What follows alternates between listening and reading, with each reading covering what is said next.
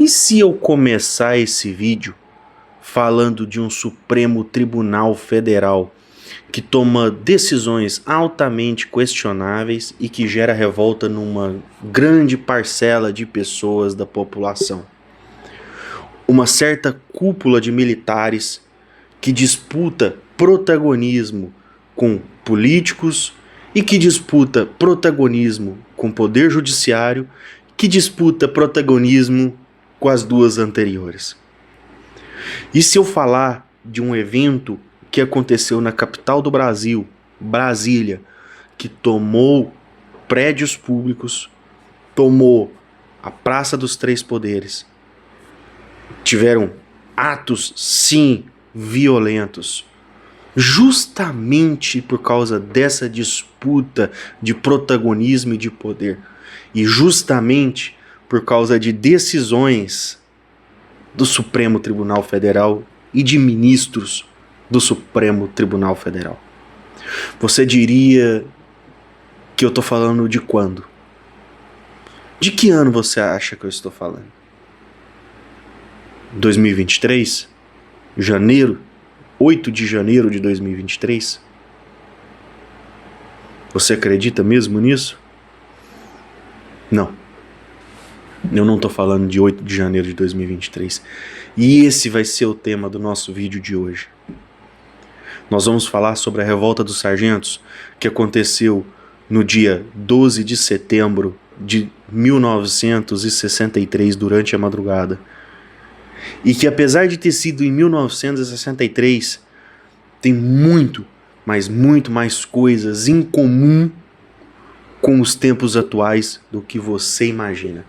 Então fica aí, espera a vinheta, e enquanto a vinheta vai passando, já vai deixando o seu like, se inscreve, compartilha e comenta, que esse vídeo de hoje tá muito legal. Eu vou te contar uma história que muito provavelmente o seu professor de história Sossa, sabe aquele cara cabeludo, magrelo, e que você olhava pra ele, ele parecia um baseado enrolado, que te dava aula. Muito provavelmente ele nunca te contou sobre isso. Aquele professor que vinha para a escola com uma camiseta do Che Guevara para te dar aula, provavelmente nunca te falou isso. E provavelmente também você nunca viu isso escrito nos livros de história. Eu vou te contar sobre isso hoje. Espera a vinheta e continua comigo aqui nesse vídeo.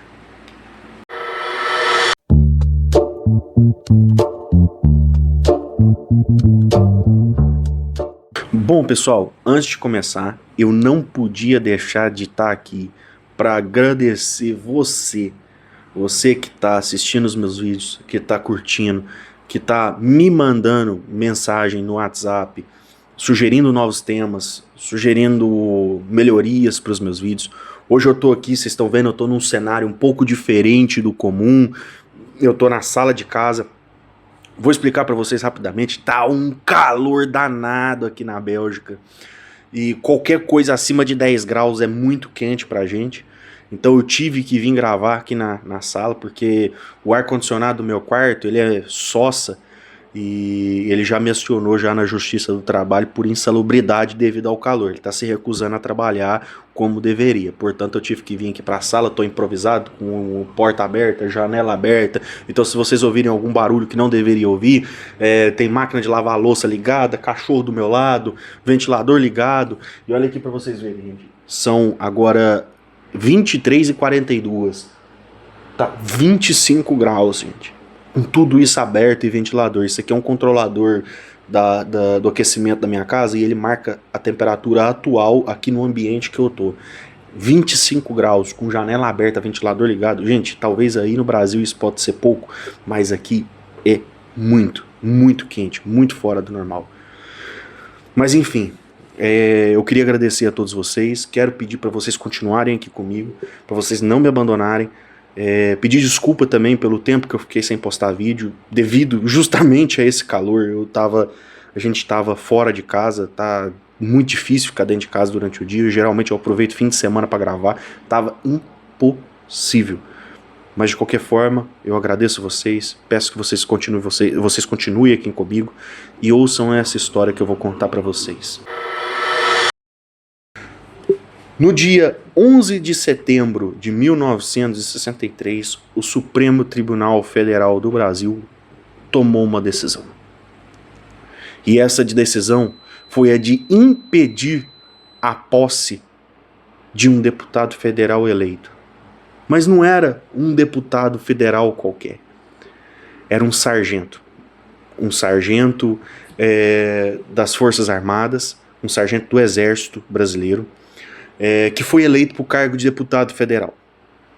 Apesar da Constituição do ano de 1946 prever que oficiais e graduados das Forças Armadas do Brasil eram proibidos de concorrer a cargos eletivos, o sargento Antônio Garcia Filho acreditou que o Estado das Forças Armadas do Brasil e o iminente risco, guarda essa parte com atenção, o iminente risco de um golpe comunista no Brasil, um golpe fascista no Brasil, precisava ser controlado e que era o Congresso que deveria controlar isso. Ele resolveu se candidatar ao cargo de deputado federal. Devido a tudo isso, ele resolveu se candidatar mesmo tendo essa cláusula na Constituição de 46. Acontece que, geralmente, principalmente nas eleições de hoje em dia, não é? Quando uma pessoa ela se candidata e que ela fica inapta ao cargo ao qual ela se candidatou, geralmente o nome dela já nem aparece nas urnas. E o que aconteceu, né, no dia 11 de setembro de 1963 foi que as eleições já tinham passado, o sargento Antônio Garcia Filho já tinha sido eleito por voto popular, por vontade popular, e o STF da época, ele sentou em cima de pedidos de anulação da candidatura do sargento até já depois das eleições, e foi isso que causou, que houve, que causou todo o estopim do problema. O ministro do STF, Álvaro Ribeiro da Costa, e o ministro Victor Nunes Leal foram as peças-chave para essas decisões. Tudo bem que o STF ele tem decisões colegiadas, sim, mas sempre existem os protagonistas disso. Assim como hoje nós temos no Brasil o iluministro Xandão Alexandre de Moraes, o senhor Gilmar Mendes, o senhor Dias Toffoli. Nós temos essas figuras que eu tenho certeza que qualquer um reconheceria na rua, que trataram do problema do dia 8 de janeiro de 2023, né? Que inclusive fizeram coisas questionáveis, deram, antes da decisão judicial, já meio que disseram qual seria a decisão, enfim, né? Nós tivemos esses dois, na situação de setembro de 63, nós tivemos esses dois ministros aqui, o senhor Victor Nunes Leal e o Álvaro Ribeiro da Costa, que foram os protagonistas dessa decisão que cassou, que impediu a posse, não é, do sargento das Forças Armadas, Antônio Garcia Filho. Acontece que depois dessa decisão do STF, na madrugada do dia 12... detalhe, só uma coisa, para não misturar uma coisa com a outra, tá? Tinha uma disputa jurídica e política sobre isso. Era um momento de muita incerteza, direito de voto, elegibilidade, essas coisas e tal, então...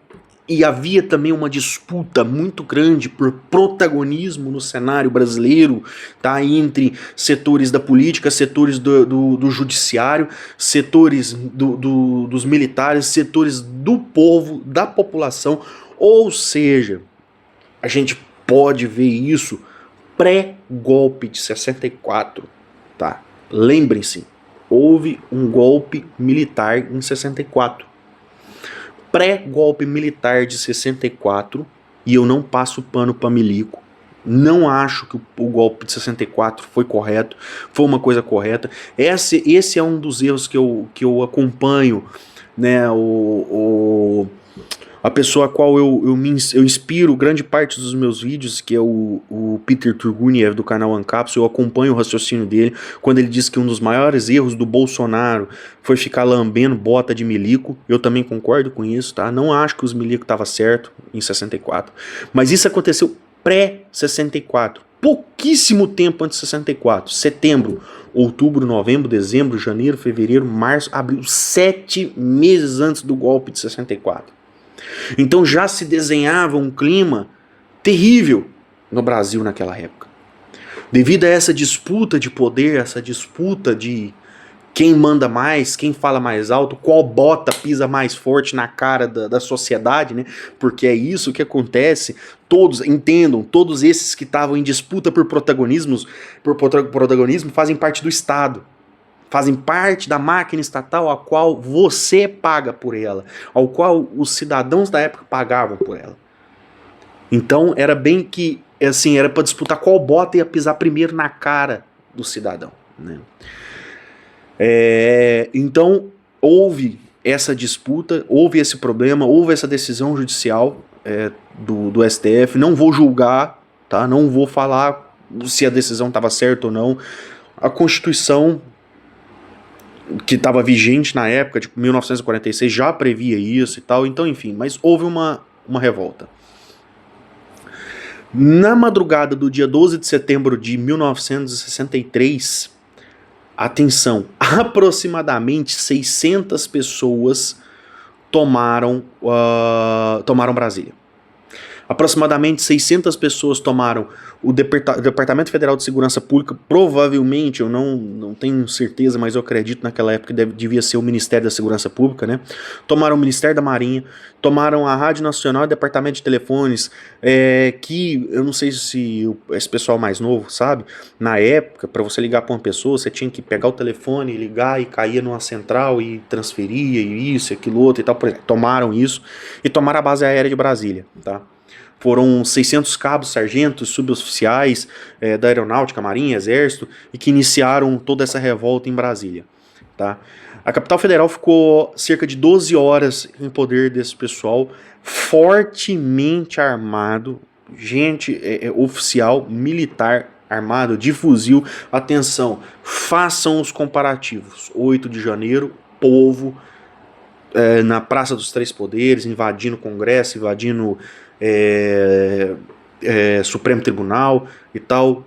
Povo sem arma, vendedor de algodão doce, vendedor de pipoca, tia de 70 anos com Bíblia na mão. Nessa revolta foram 600 militares armados de fuzil. Entraram, invadiram todos esses prédios públicos, sequestraram o ministro do STF, Vitor Nunes Leal, e ele foi mantido refém sob cárcere privado na base aérea de Brasília por várias horas, tá? Teve um deputado também, o deputado Clóvis Mota, que também ele foi capturado e detido no prédio do Departamento Federal de Segurança Pública, tá?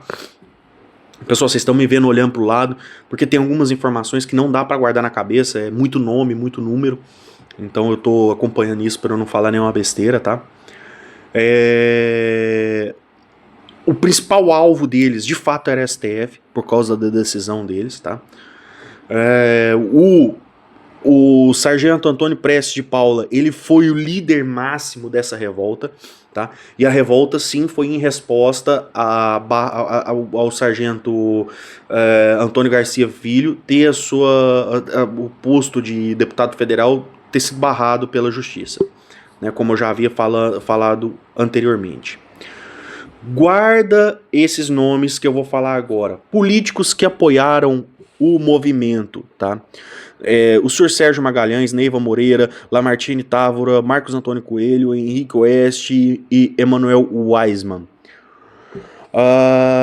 São parlamentares da Frente Parlamentar Nacionalista. Guarda esse nome também, gente. Depois vocês vão entender o porquê que eu tô pedindo para vocês guardarem esse nome, tá? E houve essa revolta, tá? Houveram mortos, tá? Houveram pessoas que perderam a vida, infelizmente, nessa revolta. Eu vou confirmar aqui para vocês. Se eu não me engano, foram 4 pessoas que perderam a vida, tá? Na época, o presidente da época, só para constar, era o João Goulart, o Jango, tá? Mas houveram 4, acho que 2 ou 4 pessoas que perderam a vida. Foram 4 pessoas que perderam a vida entre militares, civis entre militares e civis, tá? Houve essa revolta, houve troca de tiro, houve tiroteio, houve tiro de fuzil, houve quebra-quebra, houve destruição, houve sequestro, houve, sim, tudo isso que eu tô falando para vocês, tá?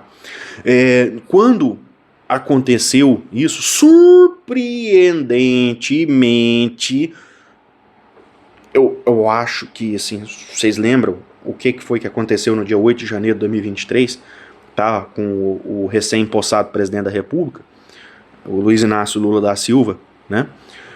Surpreendentemente, no dia dessa revolta, o presidente do Brasil na época, João Goulart, não estava em Brasília. Ele cumpria a agenda oficial no Rio de Janeiro.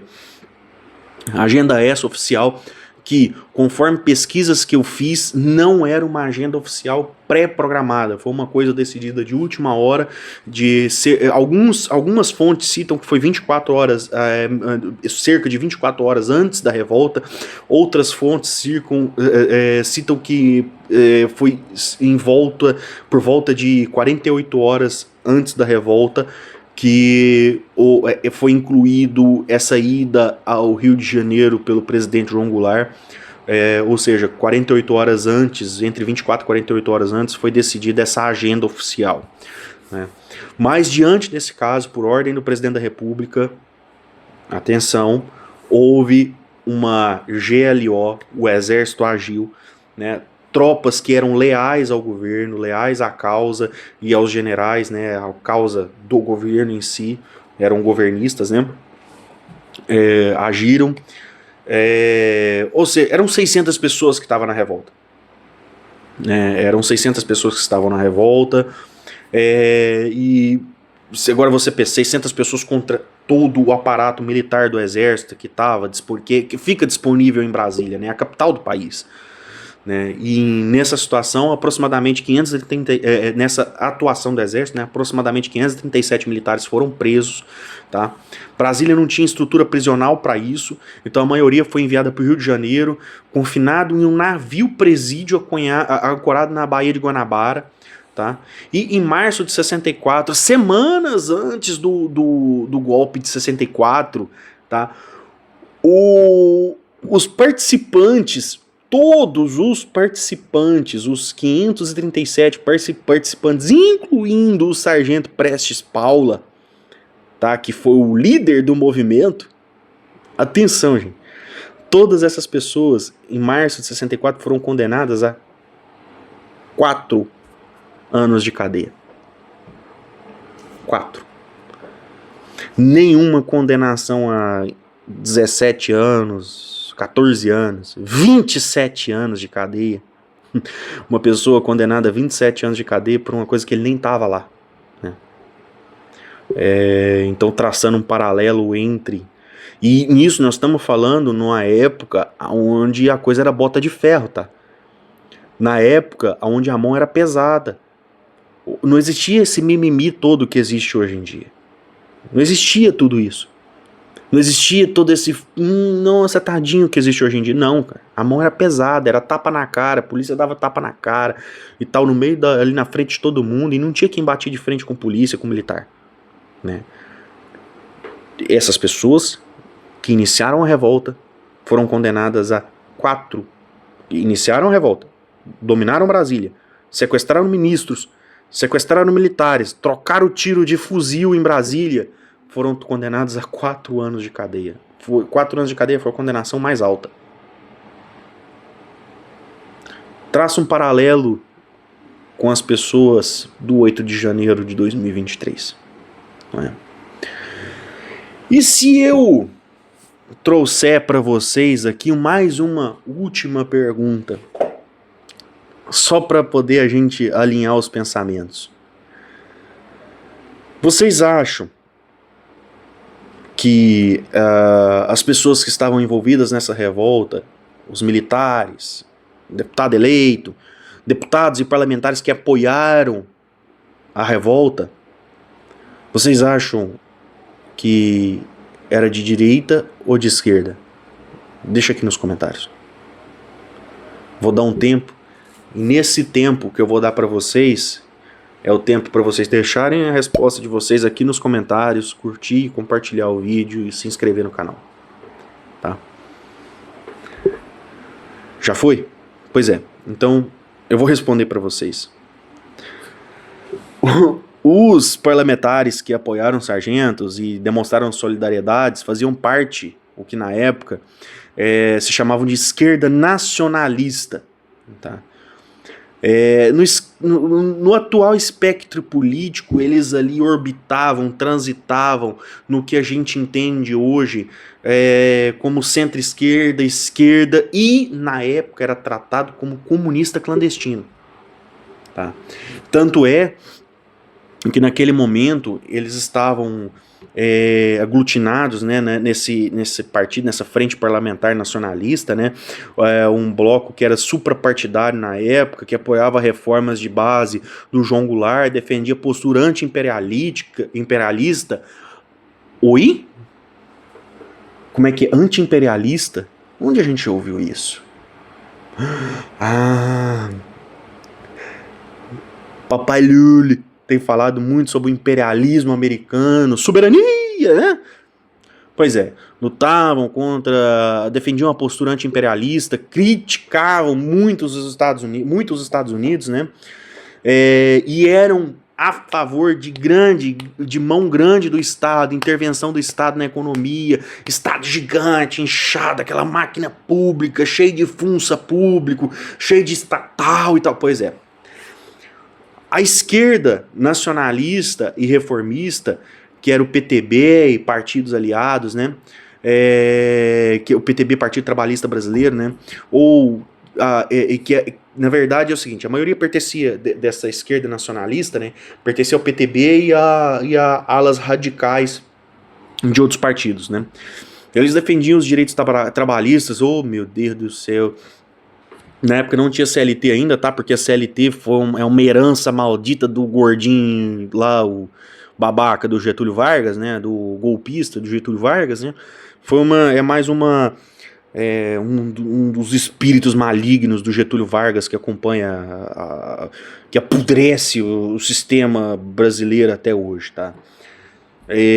Enfim, mas era um nacionalista de esquerda, né? O Sérgio Magalhães, por exemplo, do PTB, né, que foi um dos que apoiou lá daqueles nomes que eu falei para vocês, né, que ele era do PTB, ele era uma das lideranças mais expressivas de esquerda da época na Câmara, né, era nacionalista de esquerda convicto, ligado à pauta sindical e tal, né, e tinha a Neiva Moreira também, que ela era do PSP, né, ela era jornalista, política, atuante da esquerda, militante de esquerda, né, após o golpe de 64, ela teve os direitos cassados, se exilou e tal. Depois vocês pesquisam aí sobre essa pessoa, Neiva Moreira, né?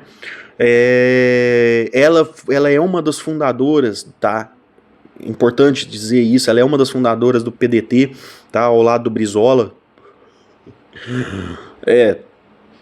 Enfim, né?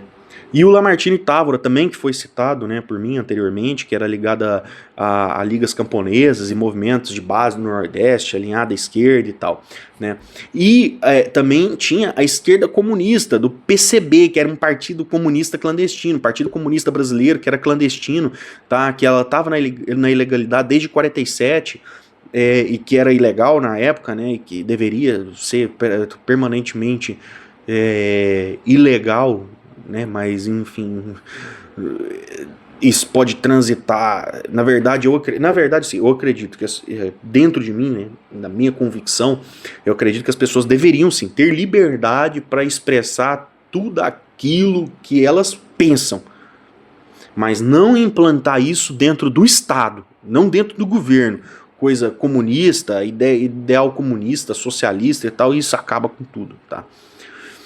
Mas enfim, e tinham, igual por exemplo, tinha o Marco Antônio Coelho, que também foi, né, colocar que ele foi eleito pelo partido do Getúlio Vargas, o PTB, né, e ele era na realidade destacado, dirigente e membro do comitê Central do Partido Comunista Brasileiro, do PCB, tá? Ele representava a ala comunista e marxista. Ele era do mesmo partido do gordinho, idiota, sanguessuga, imbecil, pai da CLT, Getúlio Vargas, golpista, safado aquele cara. Não gosto dele. Acho que vocês já perceberam, eu não gosto daquele cara, né? E também tinham os nacionalistas da esquerda, militares e, enfim, legalistas, igual o Henrique Oeste, que era coronel do exército e deputado, que era do PSD, né? Engraçado. Onde vocês já ouviram PSD, né? Enfim. Nenhum parlamentar de direita, centro-direita, extrema-direita, ultra-direita, mega power, blaster, megazord de direita participou, apoiou, se solidarizou com a revolta dos sargentos. Para a direita na época, que era representada pelo UDN, que é a União Democrática Nacional, né? Que eu acho que inclusive deve ter alguma coisa a ver com essa bosta desse União Brasil, que provavelmente que eles gostam de pegar esses nomes que fizeram história pra poder colocar tudo agora, né, e tal, enfim. E para eles isso foi uma quebra intolerável de hierarquia militar e quebra intolerável do que rege a Constituição, era a Constituição brasileira na época, né. E o início, que para eles era o início de uma suposta república, entre aspas, né, república sindicalista, comunista, que eles estavam acusando o Jango de tentar implementar, tá? Gente, tudo isso aconteceu meses antes do golpe militar de 1964, de abril de 64, tá? Meses antes do AI-5, do AI-1, né, na verdade, primeiro do AI-1, depois AI-5, enfim, né? Então, assim, e se você traçar paralelos, né, dessa história, disso que eu acabei de contar aqui agora, que muito provavelmente você não estudou isso na sua escola, né, eu não estudei, meu professor de história nunca me falou sobre isso, eu nunca li disso em livro de história, e olha que eu era bom de história, tá? Professor Kennedy, conta aí, professor Sandro, conta aí, eu era bom de história, tá, gente? Eu nunca li isso em livro de história. Nenhum professor meu nunca me contou isso. Tá? Eu descobri porque eu estava assistindo um vídeo do Laudelino Júnior e ele citou essa revolta dos sargentos, por acaso, eu fui pesquisar o que era e estou trazendo aqui para vocês. Agora, traça um paralelo com o cenário político atual. Disputa de protagonismo entre poder judiciário, legislativo e políticos, né? Judiciário, políticos e militares. STF tomando decisões questionáveis e que geram revoltas. Afinal, não foi decisões de 1 ou 2 ministros do STF que causaram o 8 de janeiro, que foram um estopim, né, pro 8 de janeiro, uma água que já estava fervendo ali há muito tempo, já estava começando a borbulhar e de repente ela entrou em ebulição no dia 8 de janeiro. Não estou falando que aquilo foi certo, que aquilo foi correto. Aliás, né, eu sigo o PNA, né, o princípio da não agressão. Eu acredito que aquilo não foi certo. As pessoas têm que pagar, têm que indenizar o que elas quebraram ali. Mas vocês entenderam a diferença? 4 anos de cadeia foi a condenação das pessoas que tomaram Brasília, atiraram de fuzil e fizeram tudo aquilo. E hoje nós temos um ex-presidente da República condenado a 27 anos por ser líder de uma suposta trama golpista que ele nem estava lá. Uma mulher condenada a 14 anos de cadeia porque rabiscou a estátua do mesmo STF que fica em frente, o mesmo STF que causou essa revolta da época, rabiscou de batom essa estátua, pegou 14 anos de cadeia. Um cara que doou um dinheiro, pegou 17 anos de cadeia, gente. Eu tô achando que essa história do dia 12 de setembro de 63 é muito mais atual do que a gente pode calcular. O que você acha sobre isso? Gostou dessa história? Quer que eu traga mais histórias como essa? Quer que eu traga mais informações como essa? Aliás, vocês querem que depois a gente ensaia fazer uma live para comentar juntos sobre essa história? Deixa aqui nos comentários. Segue o canal. Eu ia falar segue, né? Mas eu esqueci que eu não tô no Instagram, gente. Se inscreve aqui no canal. Deixa o seu like. Compartilha. Deixa o seu comentário aqui. Isso ajuda muito a gente, tá bom? Eu quero agradecer mais uma vez por cada um de vocês que teve a paciência para assistir aqui até o final. E fica comigo, fica com a gente. Não se esquece. Tamo junto até o final na luta pela liberdade. Grande abraço. Um mundo livre, sem corrente, sem prisão, onde o governo não manda a minha ação. Contabilizar moeda, não há limitação. Em cada esquina, a marca da revolução. Viva a liberdade, escolha o seu destino. Anarcocapita, um sonho genuíno. Multi